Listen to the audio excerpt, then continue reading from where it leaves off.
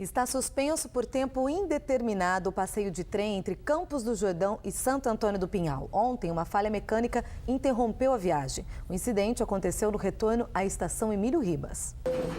Por volta de 11h40 da manhã, próximo ao quilômetro 30, a locomotiva parou de subir a serra devido a uma falha no eixo dianteiro.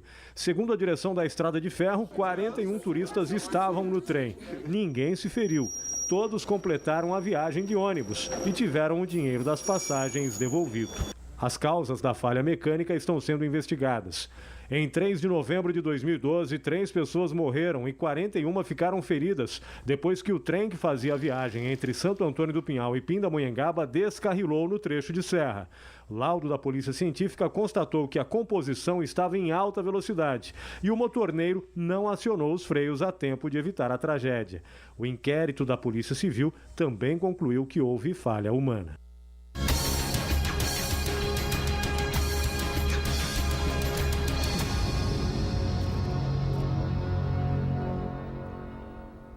Uma fábrica de água em Campos do Jordão não comemora, mas também não reclama da crise hídrica.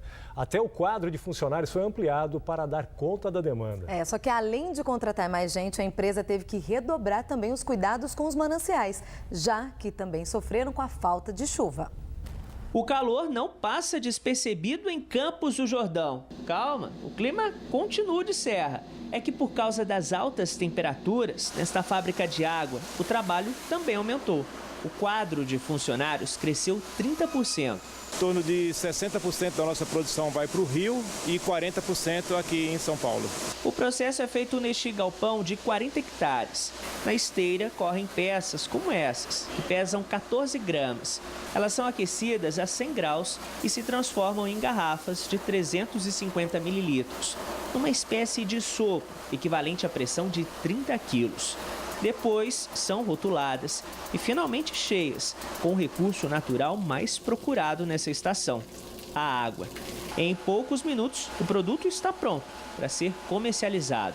O início do processo mesmo acontece aqui na casa de captação, com a extração da água rica em minerais. Cerca de 60% da água extraída percorre 700 metros de tubulação que leva a água extraída aqui na casa de captação até a fábrica lá em cima. O excedente, olha aqui, é devolvido para a natureza.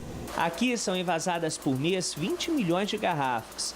E nesse tempo de consumo em alta e reservatórios em baixa, os mananciais que garantem a captação da empresa também sofreram com a seca. Agora, nesse período de estiagem, foi uma estiagem mais preocupante, mais forte. Quais foram as atitudes que vocês tomaram?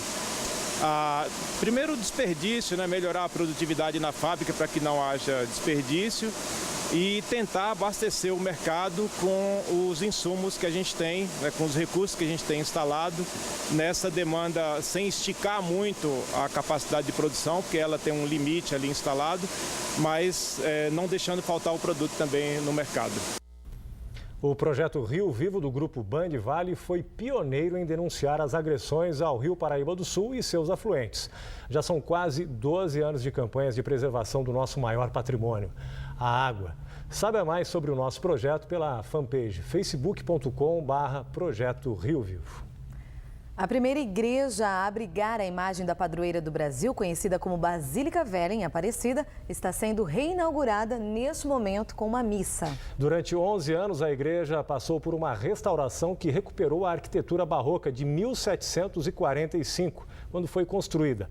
Orçada inicialmente em 5 milhões de reais, a obra devolve aos fiéis católicos um dos mais importantes símbolos históricos e religiosos do país. Detalhes escondidos pelo tempo, revelados.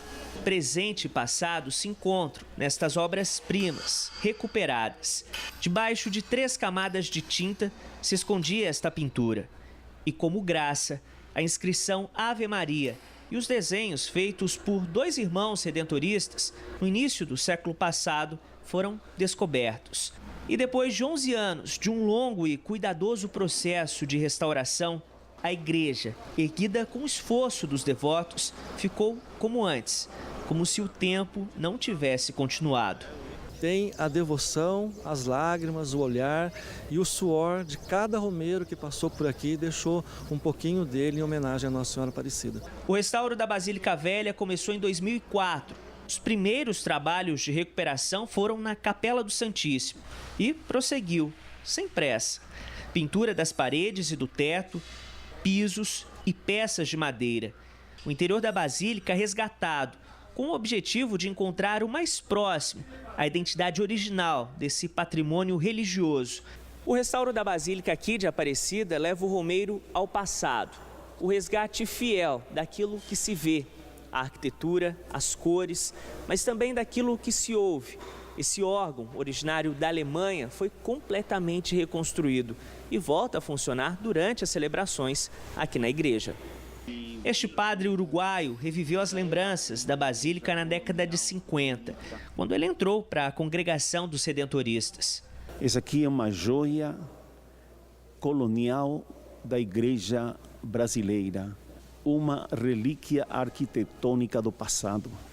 A Virgem Aparecida foi realmente uma mãe e até agora é uma mãe para todos os redentoristas.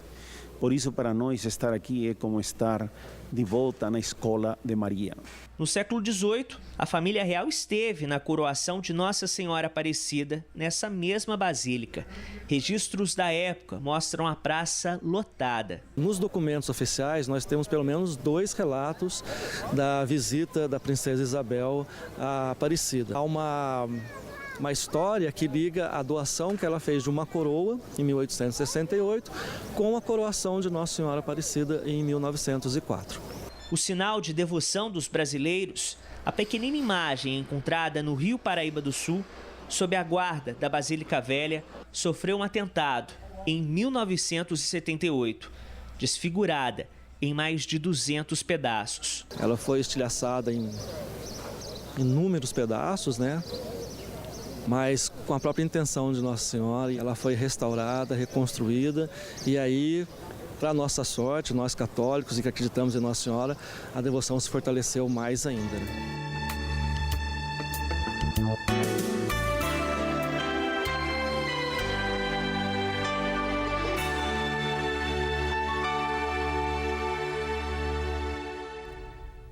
E às 8 da noite, o órgão da Basílica Velha, que também foi recuperado, será tocado pelo maestro Sérgio Militello, organista do Vaticano. No próximo bloco, São José dos Campos e Taubaté vencem na estreia do Paulistão. Águia do Vale empata e Guaratinguetá tropeça. E no basquete, as meninas do São José entram em quadra já contra o Santo André pela Liga Feminina. 7h12, a gente volta já.